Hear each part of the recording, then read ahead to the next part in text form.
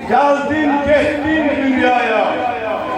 Davut olup zaburu yazan da Heyderi'ydi. Ya Hüseyin! Ya Hüseyin! Ya Hüseyin! Ya Hüseyin! Musa oldun savaştın Firavun kafiriyle. Tevrat'ı karam karam düzen de Heyderi'ydi. Ya Hüseyin! Ya Hüseyin! Ya Hüseyin! Ya Hüseyin!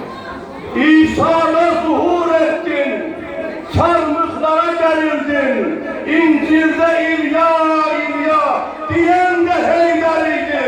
Ya Hüseyin! Ya Hüseyin! Ya Hüseyin! Ya Hüseyin! Kur'an'ın atık oldun, Cafer-i Sadık oldun.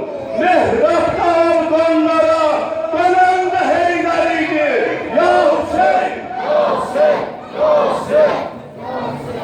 Uhud, Bedir, Hendek'te, Kheyber, Nehrevan çekte, Sıffın'da mülkünü gören de Heyderi'ydi. Ya Hüseyin! Ya Hüseyin! Ya Hüseyin! Ya Hüseyin!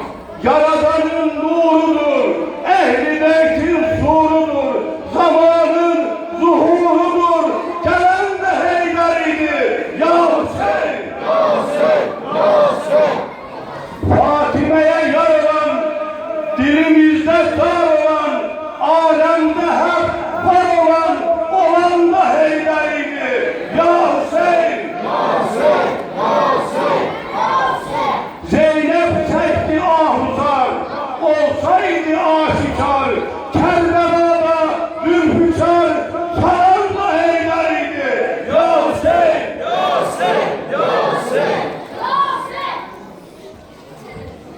Lebbeyk ya Hüseyin!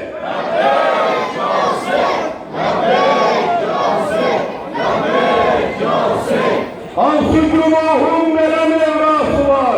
Şiaların Hazreti Abbas'ı var. Gezit kimi dilesiydi? Kabile'nin piçiydi. Feryat şuralarından.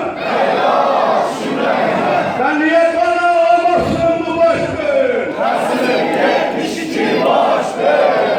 Öldü Ali Eşber'i. Sündürelim ya sen.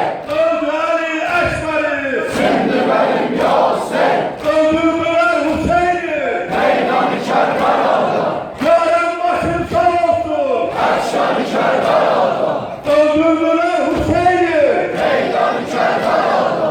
Yaren başın sağ olsun. Akşamı Kerbela'da. Sinem yandı bu gece. Aleyhler siyanir yandı bu gece. Hüseyin'i kimlere var? Ehli şialar Allah. İmam yaralarına kurban olun. Susuz balalarına kurban olun. Anam karalı geldi. Hüseyin yaralı candı.